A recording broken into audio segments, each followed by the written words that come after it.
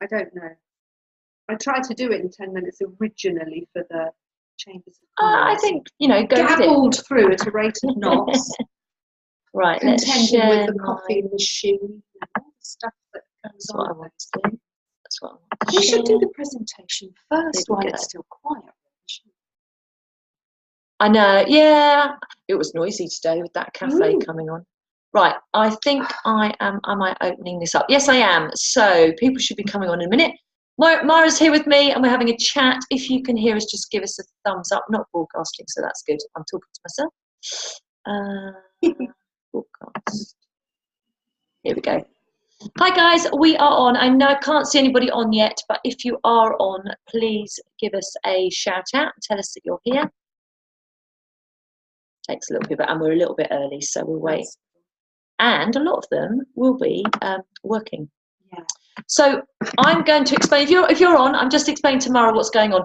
What you'll start to see is exactly your PowerPoint, and then when you want to move on, we just dip down here and we can just click on. Okay. If any comments come up, we'll see them as questions. We'll see when participants arrive. So at the moment, it's just me on.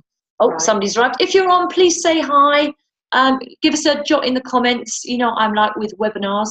We'll make sure it's working properly. And Mara's here, so she's ready to go. But we will give you just a minute or so for people to get on. Let's just see who we've got on.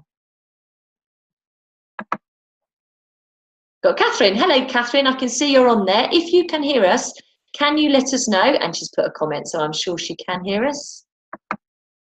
Yay! Hi, Catherine. How are you? Yes, can hear. Oh, I'm going to correct your spelling, and I can't normally correct spelling, which is amazing. I am awesome at spelling, by the way. So if I ever create a document for you, you can be sure it's all spelled properly. Whereas Catherine's probably used to seeing some of my things. I'm a bit dyslexic, and I can't see it. And if I write things quickly, as I speak quickly, it can be quite entertaining. How's your week going? I'm normally good with that. Yeah, no, that's fine. It's typing error, not a problem. How's your week been going, Catherine? Tell us how your week is. Good, bad, indifferent? What's it been like? Oh, good so far. Fabulous. That's awesome. What we like to hear. We like that. So, Catherine, we're just going to give it another minute or so. I know lots of people are working, but we'll just see if anybody else is trying to log on. We've just sent Sue home from the clinic. We're sitting at my clinic today. So Mara and I are live together. We're not doing it via broadcast with each other. So we're actually in the clinic. Sue's just gone home. So she promised she would log on. So I'm going to watch for Sue logging on. Heaven forfend if she doesn't. Third work anniversary today. Congratulations. Congratulations. That's awesome. That's a good milestone. Brilliant. I hope you've put that all over your social media and you've told everybody that you're celebrating. If you haven't, do it for tomorrow. Say it's tomorrow. That'll be fine.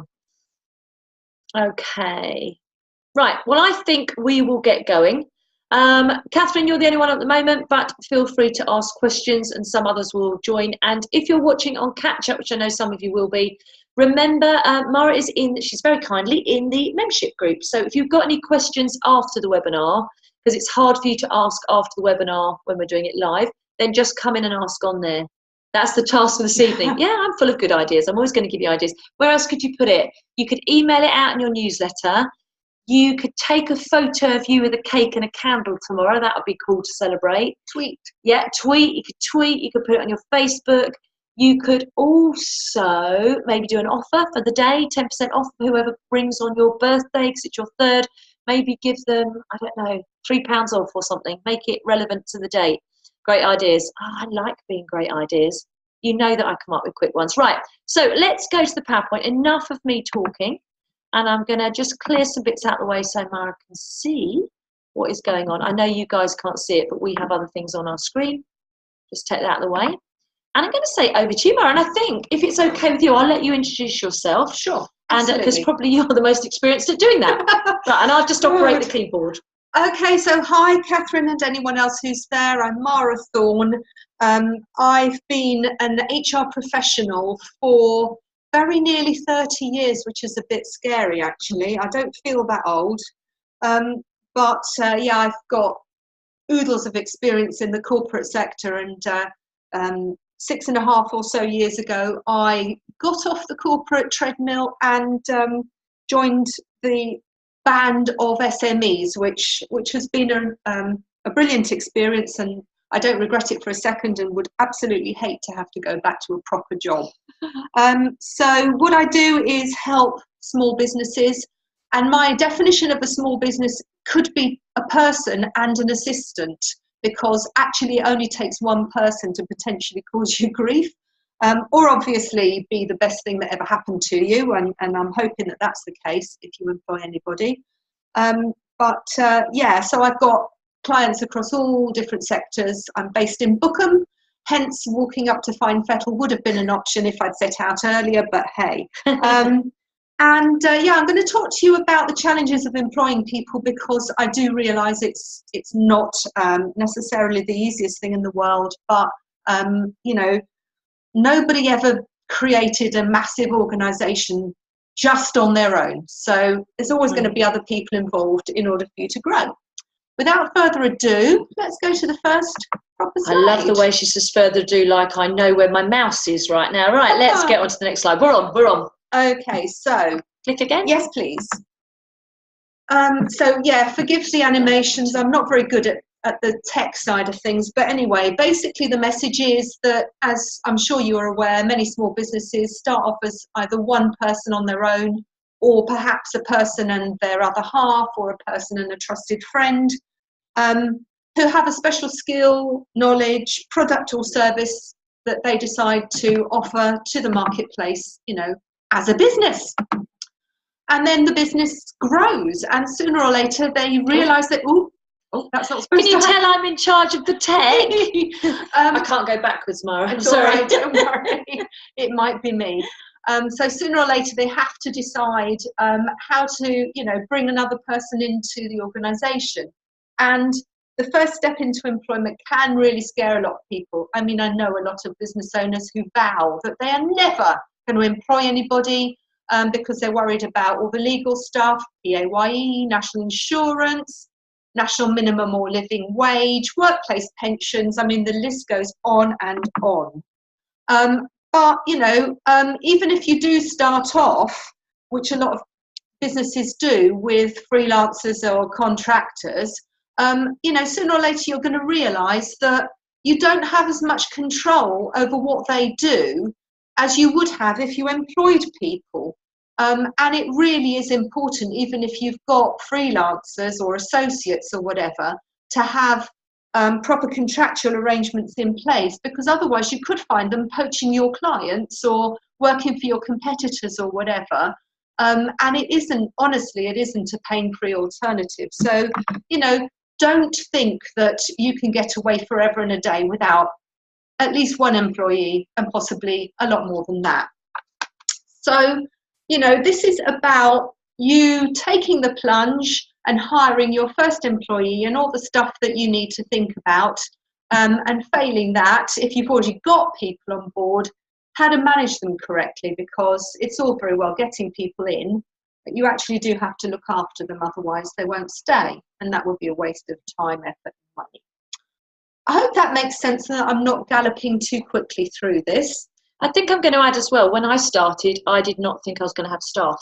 Mm-hmm. So I think even if some of them are now at the moment doing it on their own, yeah, you never know when this is going to creep in. Absolutely. You know, and then suddenly you've got to learn quick. So, right. I'm keeping up with the tech now. Thank you. That's awesome.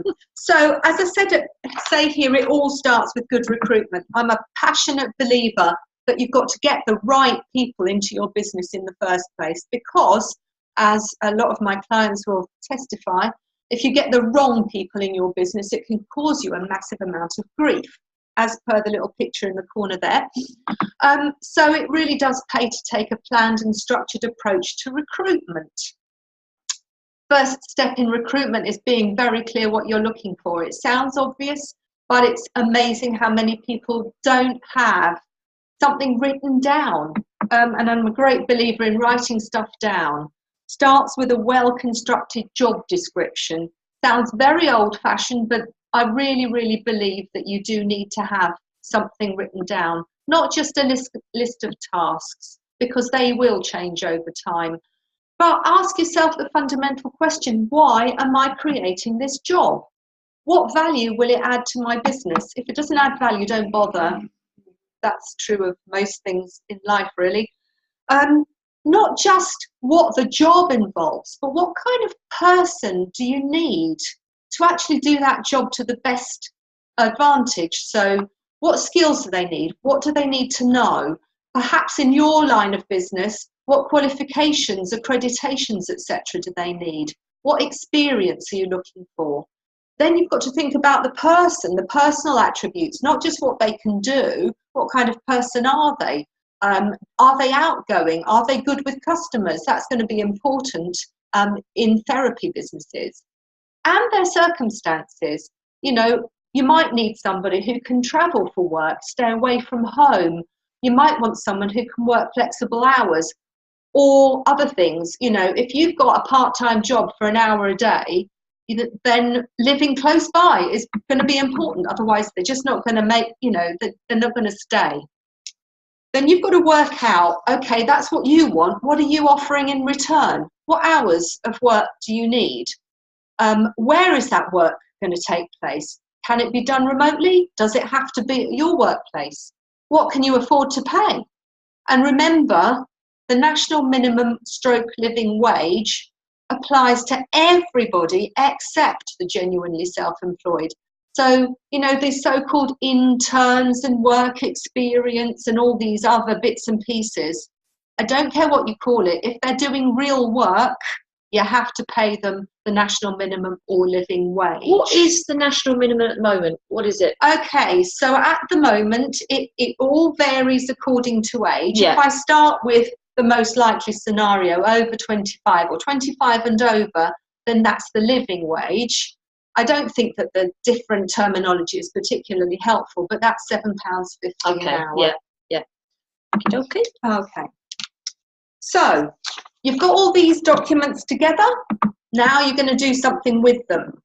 You can create your advert really, really easily because you've already done the hard work.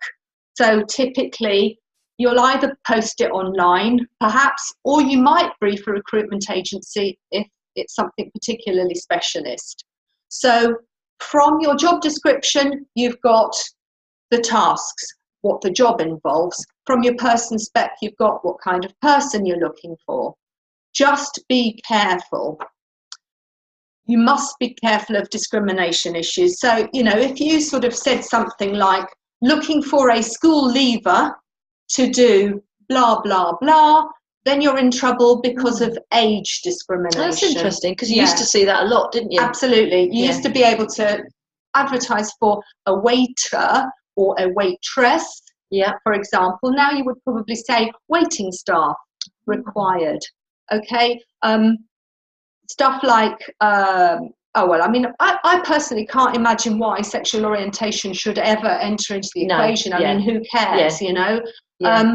But things like, you know, whether they're married or single, or whether they're, I don't know, Hindu or Muslim or something, it is all irrelevant, but you just have to be quite careful about the words you use in adverts. So don't ask for a young person or a mature person or, you know, whatever it may be. And if you're looking for a certain amount of experience, you know, 20 years experience, really? Yeah. You know, because that's going to knock out anyone who's under 40 pretty much. So you could be, you know, letting yourself in for some problems. Once you've got your nice non-discriminatory advert written, where are you going to put it? As I said, most likely these days it's going to be online somewhere, whether that's your website, whether that's one of the job boards out there, of which there are many.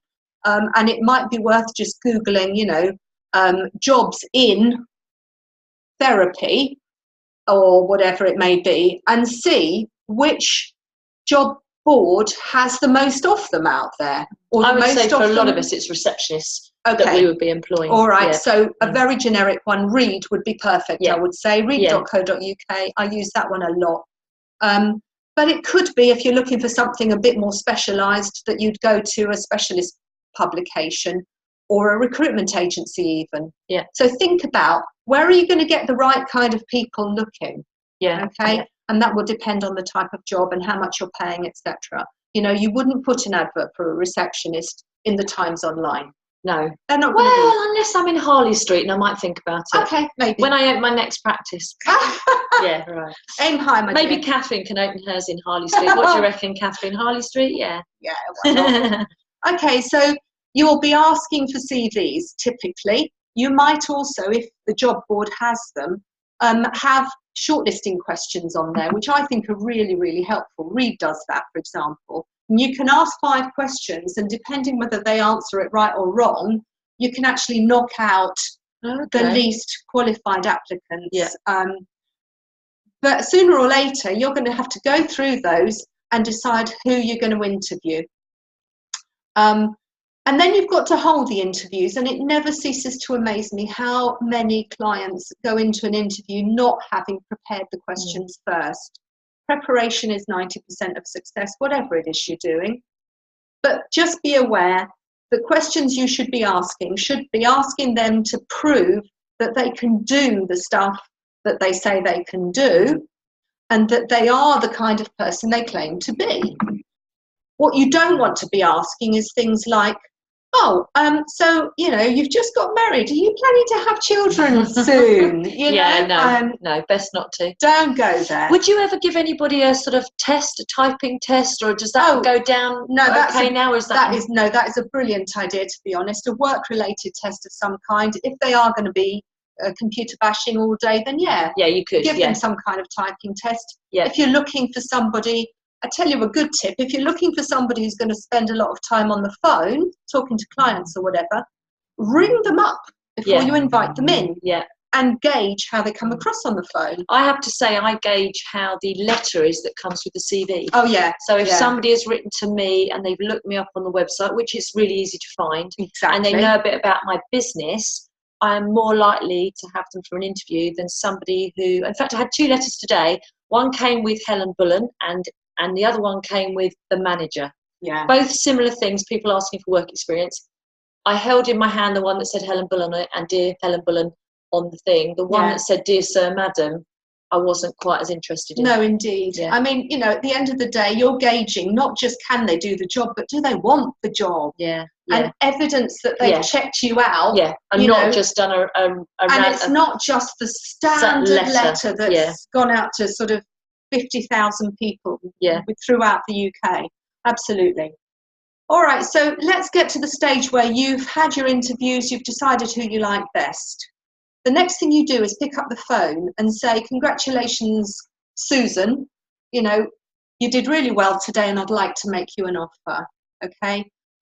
You will hopefully have a plan B in case Susan has decided that she prefers somebody else. I've had that happen to me, Yeah, so don't go rushing into saying, sorry, but no thank you, to your number 2 candidate.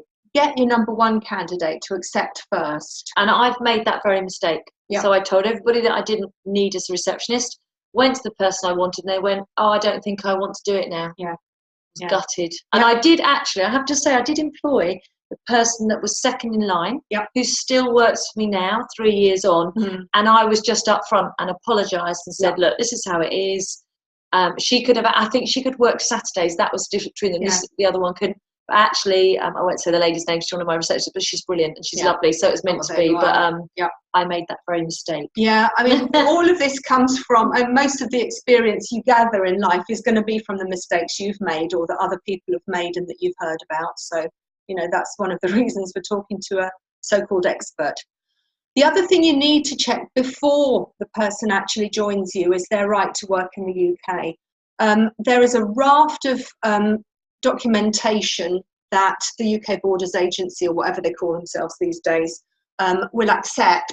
The obvious one is a passport. If a person has an EU passport at the moment, then they have the unfettered right to work in the UK. Okay, just bear in mind that after Brexit, we don't know what's going to happen. No, so, we don't know. Heaven help us. All I can say, watch this space. Yeah. So, next thing you need to do is think about some paperwork for that person. So, a formal written job offer, which includes a statement of principal terms and conditions. I'm sorry, that's such a mouthful. What we normally call is a contract of employment. within 8 weeks of their start date. So in other words, if they start on the 1st of January, then by the back end of February, they need to have that. But to be honest, you know, anybody worth their salt will actually want to see the contract before they join you, so that there's no misunderstandings. And personally, I believe, why do a separate job offer letter and then a statement of terms and conditions if you can roll it all into one document and bang it all out at the same time? Would you recommend that somebody got an expert to do that? Could you do it yourself? Could you get something on? Or is it safer to just actually get that, press the button? No, that's okay. No, it's an incredibly important question. It should come. There we go, it's coming. A contract of employment or a statement of principal terms and conditions, I think there's about 16 items that have to be on it by law. And it's a really important document. It is the foundation of the agreement between you and them. It is a contract. It is a legally binding document. And I hear horror stories, and I've had to correct things that people have downloaded from the internet, or, you know, they fished out from the bottom drawer from when they last had a job, 15 years ago. And it doesn't fit. It's a bit like, I'm going to go online and I'm going to order myself a business suit, without actually checking it's the right size, the right shape, it flatters you, it's good material, whatever. And I honestly would say, not just because, I do these things, but please take advice. Don't just rely on the internet, because you might get something that really doesn't work for your business. After you've done a contract, there will be some other key policies and procedures that you really ought to have in place. Discipline and grievance is a must. A policy on attendance, holidays and sickness is quite an important thing. A health and safety, at least a statement of your health and safety, is a legal requirement. Data protection is awfully important and about to get more important, because the law's changing next May and it's going to be even tighter than it already is. Yeah, funny enough, we've had somebody tag that up in the Therapist Business Club already about the changes. Yeah. And so it'd be interesting to see what the changes are, or how it's going to work for small businesses. Absolutely. And that one remains to be seen. It's important in the context of employment. Also marketing. I think the marketeers out there are really scratching their heads at the moment, because it's going to have such a wide impact. Then you've got ethical behaviour. There is a bribery act which was introduced a few years ago, which is really important. And also whistleblowing. I think it's incredibly important to have a whistleblowing policy. Not that I imagine for a moment any of you listening are going to be doing anything wrong, but if you haven't got a policy, then the person can go off and do whatever they like, whereas if you have a policy, then they have to follow it. Information technology is important for the vast majority of businesses these days. Social media has opened the doors to all sorts of possible abuses online, and people tweeting and blogging and saying, my employer's crap and my clients are rubbish and I hate the lot of them, and I'm going to call in sick today because I can't be bothered going into work, and all this sort of thing. If you don't have a policy, then you are on a bit of a hiding to nothing on that. If you have any employee benefits, you should lay those out in writing. If you have guidelines on business expenses, that's important. Confidentiality, hugely important. Quality and diversity. Cash handling, if that's relevant to your business. I mean, the list is sort of fairly flexible, but some stuff written down is pretty much a must. And in case you're thinking, I don't want to have a policy because what if I don't follow it? Honest to goodness, policies are there to protect you, your business, to provide clarity. And if you haven't got a policy, then if there's a dispute, you are on the back foot. It really is important to put those in place. Performance management. So, what do you employ people for? You employ people to... Mara's having to do her own pressing of the key because I've sort of dropped off. Sorry about that. Don't worry, it's fine. You employ people to perform tasks to a standard that you set. And so it's important that both parties understand what those tasks are and what those standards are. And they're not going to just magically know it. You have to tell them. So you can call them KPIs, key performance indicators. You can talk about targets. You can talk about objectives, result areas, whatever you want to call it. You basically need to measure what you're getting from that person to make sure it's good enough for your business. So this means performance management. Performance management should start at the beginning with the probationary period, which you probably will have in your contract of employment. It's usually 3 or 6 months, and it's a time when both sides are checking out that they've made a good decision to, employ you or to hire or to join you. So both of you are on trial, sort of, if you like. But during that period, you need to do something. I know that sounds crass, but a number of clients who put it into their contract and then absolutely don't do anything and just expect the person to pick it up as they go along. Think about providing some training, some information, some coaching, having some meetings, telling people how they're getting on, checking that they're picking things up, that they understand stuff. Because at the end of your probationary period, you should have a review, and there should not be surprises. If there are surprises, and I think in my experience, you make a happy workplace if you are giving people proper training. If you are, because it doesn't have to always be negative feedback; it can be really positive. People will work for you longer. Oh, the sure. nicer you are to them. And totally. I don't know if I think Sue might be on, but apparently one of my receptionists said I was very nice to work for when I went out. Oh, that's lovely. So that's nice. Yeah, no, absolutely. I didn't have to put her arm behind her back or anything. Awesome. Okay, so after the probationary period, it doesn't stop. There should be ongoing performance management of a type and frequency that suits your business. Okay, so it can be an annual thing, it can be a monthly chat, it can be a quarterly or 6 monthly, whatever. You can call it an appraisal, you can call it a performance review, you can call it a monthly meeting, whatever, but it should look at what's happened in the past, and look forward to the future. Are there new projects? Are there new goals? What should be happening? Are you going to offer some more training? And it needs to be an honest two-way discussion. The best type of performance appraisal, or whatever you want to call it, is one which has a box that says, what do you think of your manager? Which can seem scary, but actually, if you have developed the right kind of relationship with your employees, it'll be fine and you can pick up some useful feedback. So go for that. Having regular discussions ensures that performance remains on the agenda at all times. Usually, it's always helpful, in my opinion, to have some kind of paperwork, or whether it's a real bit of paper or whether it's online, however high-tech you guys are. I'm not, but whatever. With space for both the manager and the employee to put in their comments and record what's been said so that you can go back to it later. The most important thing is something needs to happen. So it could be a, well done, you're doing great, we really appreciate X, Y, and Z. It could be, we're so thrilled with you, we're going to give you a pay rise, or, there's an opportunity to move up to the next level, give them a promotion. Or conversely, it could be something about, okay, this element of your performance could do with a bit of further work. So, don't just fill in the forms, shove them in the file and forget about them, because otherwise it's all just been a big waste of time and effort. Okay.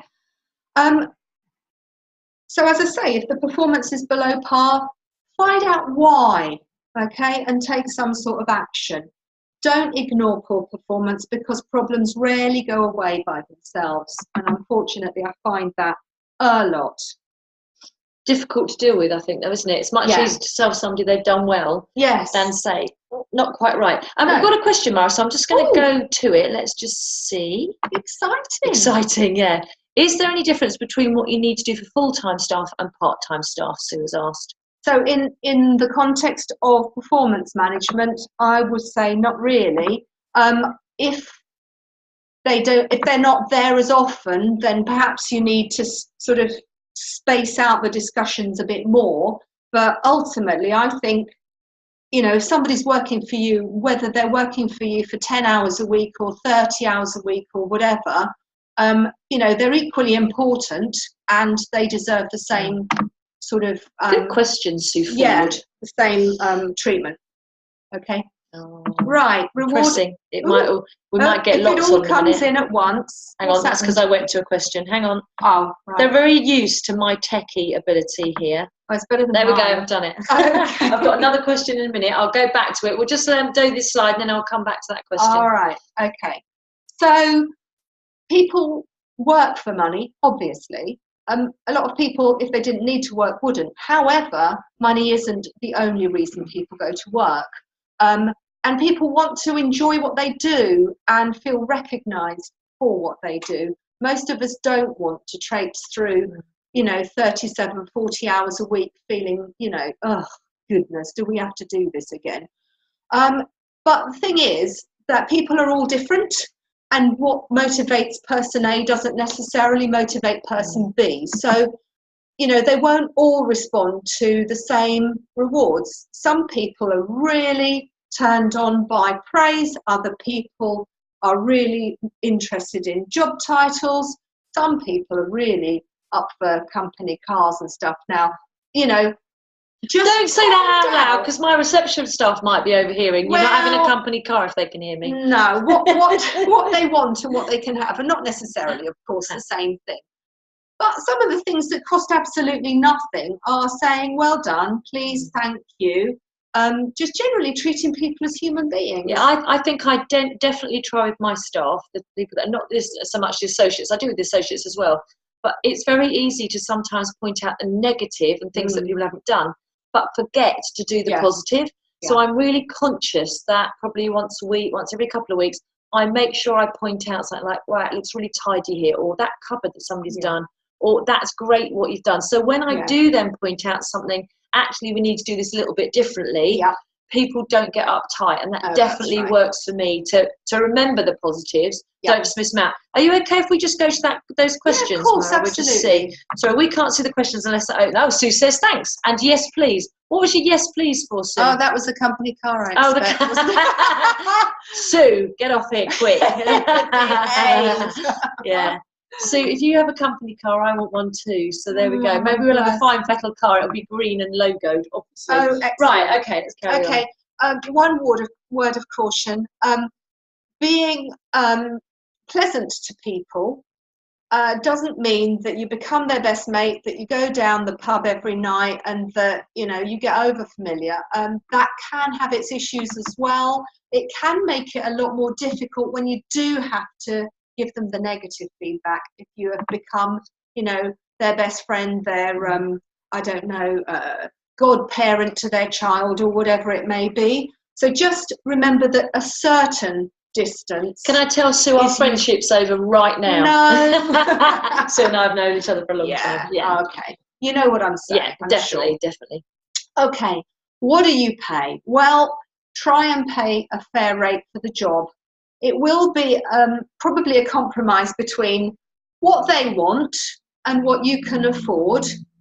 But bear in mind two things. Obviously, national minimum wage. We've already covered that. But the other thing is things that don't cost money, or things that can be really important to people that are not financial, can include flexibility, for example. Somebody can't come in for 9 o'clock because they've got to drop the kids off at school. So fine, change the start time to 9:30 or whatever. Yeah, we do a lot of that. Yeah. We do a lot of that. It actually gets you so much loyalty when you understand what that person is up against with all the other stuff going on in their life. Or if they do occasionally, have to stay at home and look after a sick kid or something, allowing them to do the odd hour from home, if that's feasible for the job. It's not always feasible for every job, but if it is, or offering them some training and progression, if you can provide it, maybe even on-the-job training that doesn't cost anything other than time. All of those things can compensate for a lower salary. As I said, not everybody is purely chasing the dollar or the pound. And I think as a business owner, you have to think what you really can afford, not what you'd like to pay. So I would love to pay my reception staff far more than I pay them, but the business can't support me paying them £20 an hour. I'd love that, but it can't support that. So I think you have to be realistic from the beginning as well. And definitely it's worked for me. We do a lot of that, you know, if you can't come in. And now I had somebody today saying, oh, I'll come in at 12 on Saturday. They were coming in for 2 to cover something. I'll come in a bit earlier because I've seen you've got a patient. People then offer the other way to come in and do a bit extra. So we do a lot of that. As long as we can get cover, we swap around, and that works really, really well for the team. I think if it's give and take in both directions, you know, if they see that you're prepared to, you know, say, oh, of course you can go and watch Johnny in the school assembly and come in at 10 instead of 9. Yeah, we do loads of that. When you need them to go the extra mile, chances are they'll do it because they recognise that it is a two-way street. Really, I mean, I don't pay a low wage, but we don't pay a high wage because the clinic can't afford it to do it. But actually, they're really loyal. People that work here are really loyal, and I think that's just because we are quite flexible. Like tonight, my receptionist, we didn't have any patients in this evening, so I sent home early, and she was a bit uncomfortable. She said, I don't know what to go. I said, will you go? I can answer the phone. So it's nice, and I enjoy doing that as a boss. I love doing that. It's great, isn't it? And it just creates that culture where people are really a team. Yeah. I would say don't ever promise what you can't deliver. No car, Sue Ford. So no car. But I mean, if you're honest with people and you say, I'd love to be able to give you the moon and the stars, but the business can't support it, then fine. Years ago, when I was in the corporate world, for the very first time in 30 odd years that the company had been in existence, you know, times were tough. It was around the time of the credit crash and all that. They couldn't afford to give a pay rise, and people were a bit shocked. Yeah. But what happened, by sort of about November, the company hadn't done as badly as they'd thought they were going to on account of the credit crash. So they put it to the MD, we can actually give everyone a 200 quid Christmas bonus. Perfect, yeah. And honest to goodness, the amount of goodwill that came from that was amazing. Yeah. So sometimes, you know, I mean, it doesn't even have to be £200. It can be a bunch of flowers. It can be a bottle of wine. It can be, you know, just a voucher, something. And I think that's a good way, because I know somebody that I have done work with who will talk about, I mean, they make hundreds of thousands, talk about spending 100,000 on holidays, whatever. And I know that sometimes they don't pay people to help them. They don't pay for putting them on hotels when they've had to travel.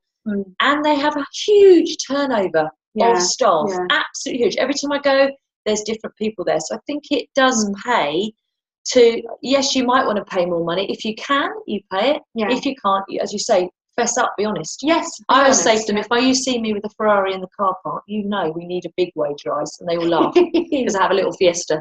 Okay, great stuff. My husband's got one of them. Okay, conduct. So we've talked about managing performance. You've also got to manage behaviour. So if you want people to follow the rules, you actually have to tell them what the rules are. And that's where a company handbook or a disciplinary procedure comes in so handy. Okay, so we talked about policies before. The disciplinary policy and procedure, you know, it's a good opportunity to have a bullet point list of things that are likely to be unacceptable in your business. And frankly, in any business, things like rudeness, violence, asking for a company car, disobedience, you know, etc. So again, if the rules are being broken, don't ignore it. Do something. And I know this is scary, particularly if you've never done a disciplinary meeting before. You know, the first time you may not know where to start. And I would just say, for goodness sake, get in touch. I've got a checklist I can whiz over to you that just takes you literally blow by blow through absolutely every aspect of running a disciplinary meeting. Just be consistent, okay? If person A is constantly late in and person B is also constantly late in, if you're going to take action against one, take action against both, okay? Otherwise, it's going to be favoritism, and people are going to get really peed off about that. Can I say that? Is that Yeah, all right? it's fine. This lot don't mind anything. Oh, thank God I'm for like that. potty mouth. I did get called that once. Whole nother story. Not by this lot. All right.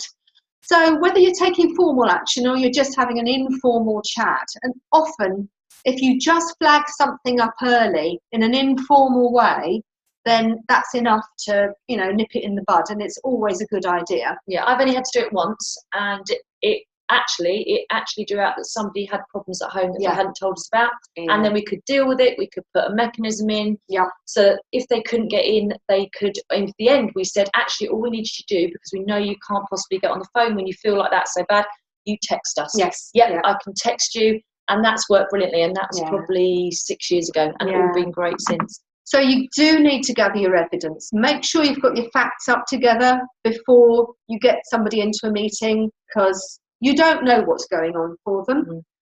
Find out why whatever it is happening before you decide what to do about it. You diagnose before you prescribe. Yeah. Okay. There are loads of statutory requirements around discipline and dismissal. ACAS have a guide on this. It's about 60 plus pages long. Okay, so that's why I'm suggesting, if you need to do this, go to ACAS if you like, if you've got time, or if you've got insomnia. Alternatively, get in touch with me and I'll send you a checklist. It's a lot easier to read.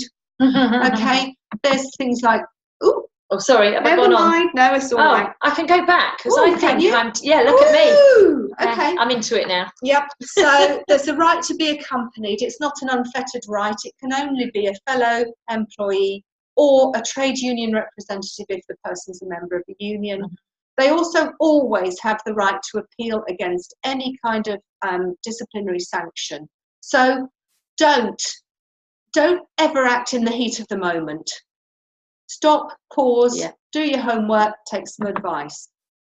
Right. I have a tip on writing an email, is write it, don't put the content in who you're sending it to, and look at it the next day. Yeah, my husband will never put who it's to until he's written it and double checked it, because he's so worried about hitting the send button too early. You hear it happen a lot with people. So if you're worried and it's something you think might be sensitive, by the next day you might not want to send it. Just don't put it in the thing. Yes, exactly. Great advice. So sometimes, unfortunately, it's necessary to dismiss an employee for whatever reason. It could be performance, it could be conduct, it could be a couple of other things. It's unpleasant and it's risky. Okay, so when is the best time to do it? Well, during the probationary period, if it becomes clear to you that you made a poor hiring decision. And, don't be kind of scared of admitting that you got it wrong, because everybody does. Some people are brilliant at interviews and not so great at actually doing the job. Yeah. So, that is a good time. Usually, if your probationary period in your contract is written well enough, you can dismiss somebody with minimal notice, like a week. Yeah. Okay. The next best time is before they've completed 2 years of service, because until they've got 2 years of service, they don't qualify for the right to claim unfair dismissal. However, please don't take it as carte blanche to behave badly towards anybody just because they haven't been there 2 years, because there are some rights that they do have, like the right not to be unlawfully discriminated against. And there are some reasons which are automatically unfair, whether they've got 2 years service or 2 days service. For example, if you're going to dismiss them because they've been whistleblowers, for example, or, as the picture suggests, if they're pregnant or if they're on maternity leave. And I'm not saying that you cannot dismiss a pregnant woman. You can.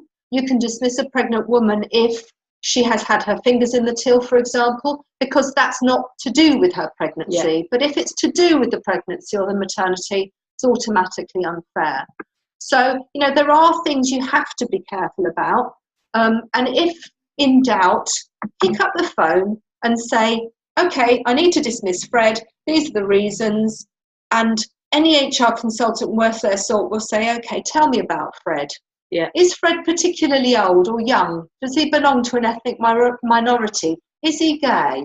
Yeah. Is he, did he used to be a woman? Blah, blah. Yeah. So that we can cover off any potential discrimination angles before we even have the rest of the conversation. So it's always worth having a quick chat first.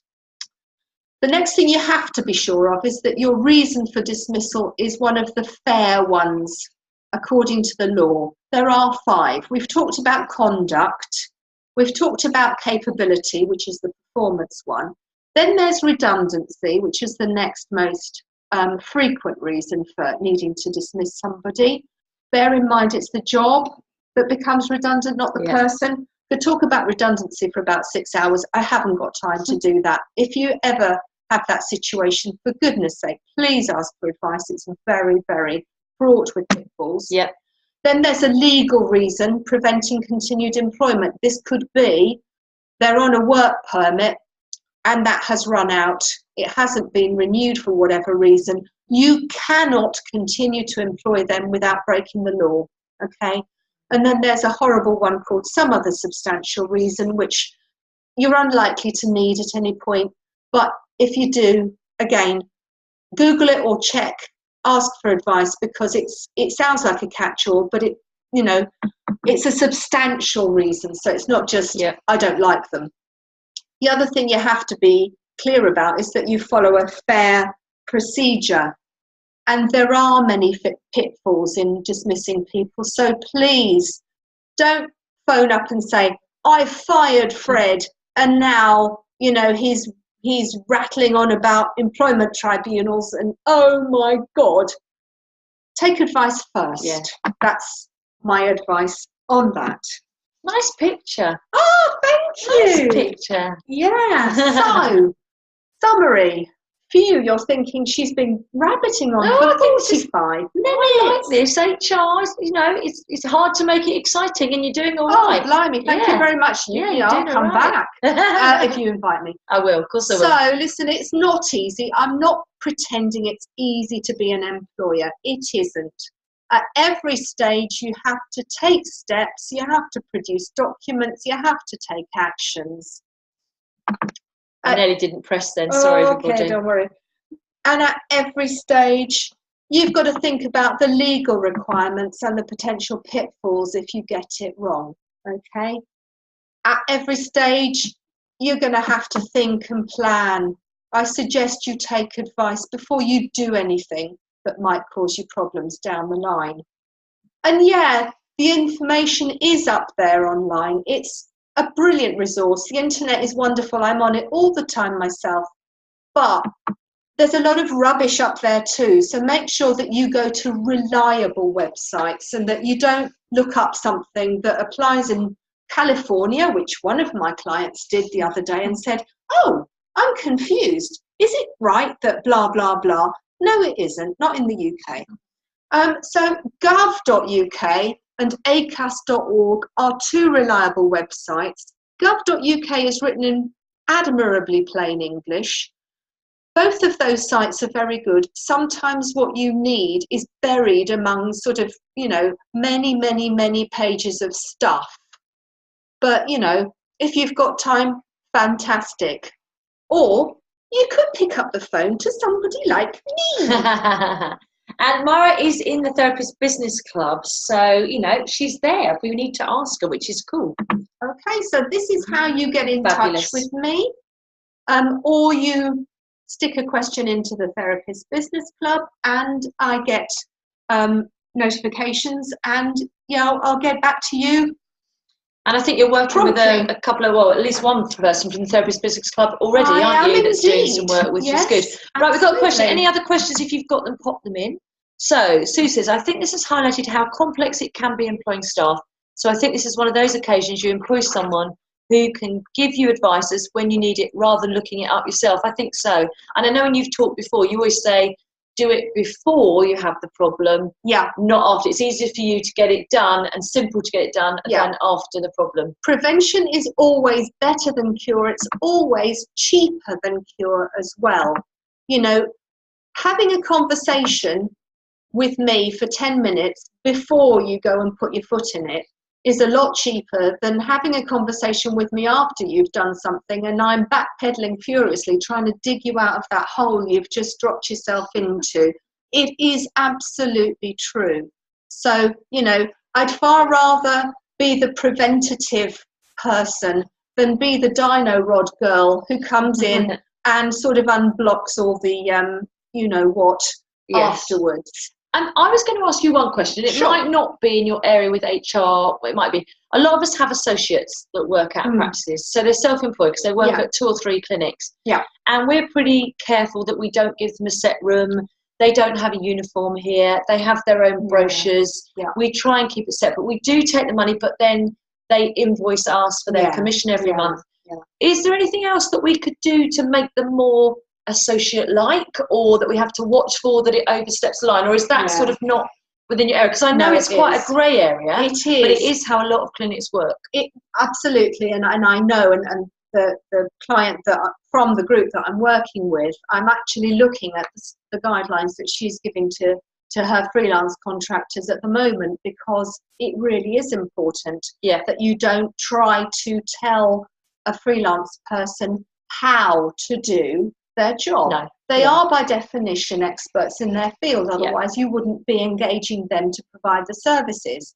However, you're entitled to have standards because it's your, you know, you're providing the premises and it's your reputation on the line if they do a bad job. So you do, as I said right at the beginning, you do have to have some sort of service agreement. Yeah, we have. I'm lucky that my professional body gives us a contract that we can use. Yeah.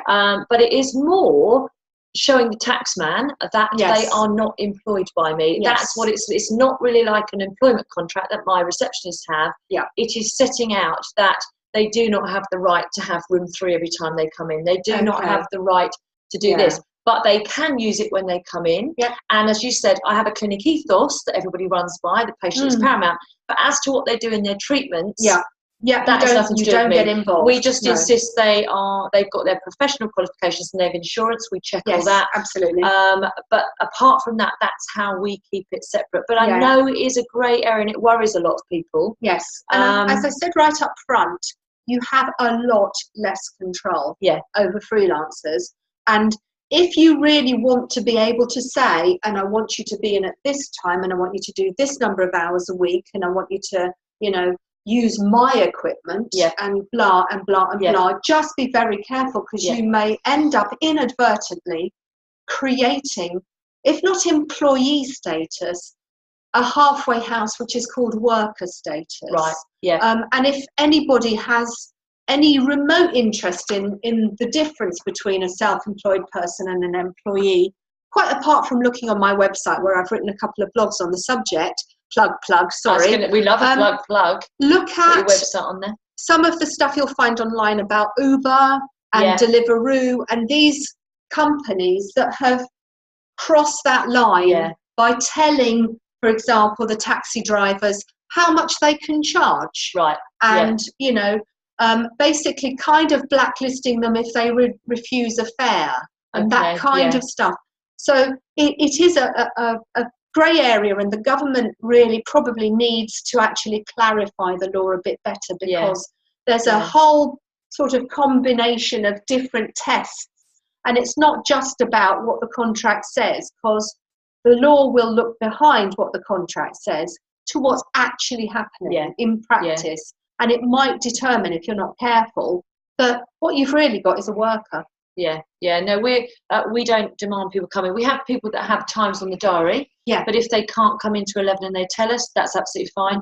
We don't control people's holidays. We don't say you can only take X amount of weeks. No. Maybe if somebody said they can't come in for 10 months, I might say, I don't want you to be my associate, which I can do. But we don't stipulate that. Like, as long as they give us a bit of notice and say they're not coming in, we do that. Exactly. As to price, we do actually have a set price here, but we also do have a way that if they want to charge free or charge less or charge anything else they want to charge, they can. So if they've got somebody coming through the door, they can really control that charge, whatever they want to. So hopefully, I mean, my accountants quite often look at it, but I do know it's a grey and muddy area. And even a lot of us with professional bodies, they don't know what to do about it. And if I start another clinic, I probably would employ my therapist. That's an interesting comment. I probably would, But the only trouble with why people don't, I think, is because you have to have the finances to do it up front when you start. Whereas this way, you can do it the other way. But if I opened another clinic, I probably would employ people, because I think actually cost effective, it would be more value for me and my business. Interesting. Yeah. Well, that's yeah. also shows that you're confident with the employment thing. I think so. Yeah. Which comes with practice, which comes with kind of dipping your toe in the water and realizing that actually it's not as scary as you imagined. And like you say, I'm a believer in outsourcing. Yeah. So somebody does my PAYE, somebody makes sure my pensions are right. Yeah. All absolutely. that sort of stuff, that's all sort of done. So we do it that way. You don't have to do everything yourself. No. We're all therapists. We're not qualified to be HR consultants, whatever. So actually sometimes it's beneficial to get the expert to do it. Absolutely. We've all got our areas of expertise. IT isn't one of mine. So I'm very glad that my very first webinar has been. We're going to get you doing it now. We can get you doing them now, and I'll come and help you. I can run the tech for you and show you how to do it. Awesome. So there you go. Yeah, I look forward to that. Thank you. Right. So any more questions? I presume there's not, because I can't see in the boxes. I hope that was helpful. We're going to finish off now, so that's the end of our webinar. I will obviously copy it and save it. One more question, I'm coming to it. I will obviously copy the webinar and post it on the Therapist Business Club. Ooh, let's have a look. So, Catherine, no questions from me. Useful info, but I'm not in the position to take on staff at the moment.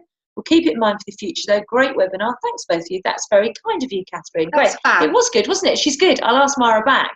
I think we need to get her back. And she's in the Therapist Business Club. So, and as I said, somebody's already working with Mara. So you never know when you might need her. So, and that's the whole point about all the experts in the group. They've selected specially for you. Thank you. Thanks very much. I'm glad you found it potentially useful for the future. I gather that you'll be able to re-watch it. If you wanted a copy of the slides, they will get a copy, so they'll be able to see the slides, download them, and they'll get our lovely voices over the top. Awesome. Like a double whammy. Okay. So what you're saying, if they don't want to hear us, they can come to you for the slides. Well, yeah, I've got them in PDF form. Just email me, and also I've got masses of other resources. I've written X hundred blogs on various things, and you can go into my website and just fish around for some free information. What I'd probably ask you to do, Mara, is if you can post your website again onto the Therapist Business Club. Okay. That would be great, because then there's an easy link as well through to there, and people can just click on it. That would be great, and then can go through and have a look. So thank you very much. I'm going to close off now. Hopefully I'll be able to shut it down, and you won't laugh at me too much because I can't do it. I found the shut off button. And I will see you all. What's the day? Thursday we've got a bite-sized pathology tomorrow, and then Friday I will let you know the time that I'll be going live to catch up on the week. And there were some challenges for everybody to do, which was to write some blogs, to break them up as content, put them out there. And I did challenge a lot of you to do a Facebook Live. So if you're listening, you've not done it yet, you've still got some time. Speak to you later. Bye. Bye.